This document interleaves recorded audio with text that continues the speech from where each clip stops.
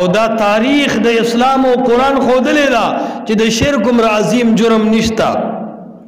سیدنا نوح علیہ السلام چې کله کشته جوړ کړه په هغه کشته کې د هر جنس دو جوړې وي.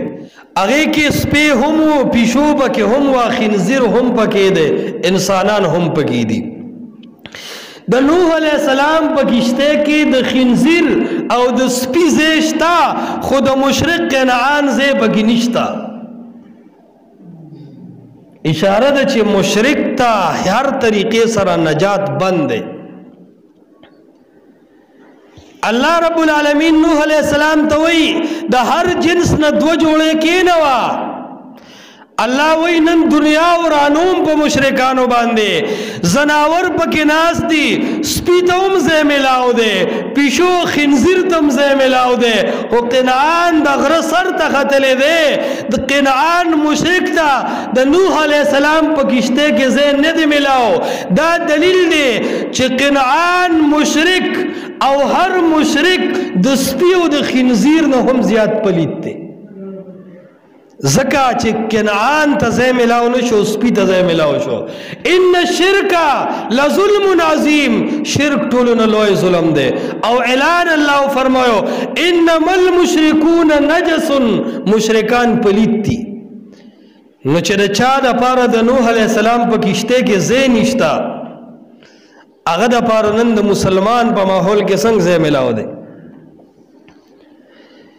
عرض میں دا کو چې د ظلم د هر نوع نه ځان بچ کو، خو د ظلم لوی نوع د هغه شرک په کار دا چې مسلمان د شرک نه ځان بچ کی.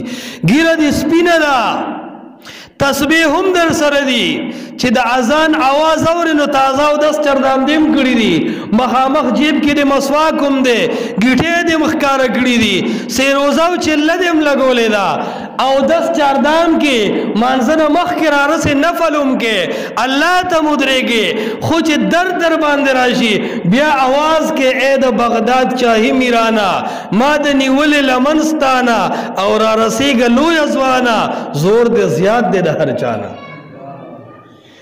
نو ددا سے مشرک بارکی اللہ فرمائی انما المشرکون نجس، پدا سے مون زبان دے او پدا سے تصبو باندے تنچ اخلاصی دے. مشرک کد بیت اللہ غلاف انیوی او د بیت اللہ غلاف نیولی دے پا خانہ کعبہ کے ولار دے، خوچ اللہ سر شریک پیدا کی دا سے مشرک دے لکا ابو جہل. صرف په حج باندې او په مونځ باندې سړی نه مسلمان کیږي، تر څو چې د زړه تار الله سره په دې لګولې نه چې اے ربا د یو کلی پیر او فقیر، د یو کلی دربار، د یو کلی درگاه تا سره شریک نشتا. هر پیر، هر قبر، هر ژوندی، هر مړی، هر نبی، هر ولی تا ته محتاج دی.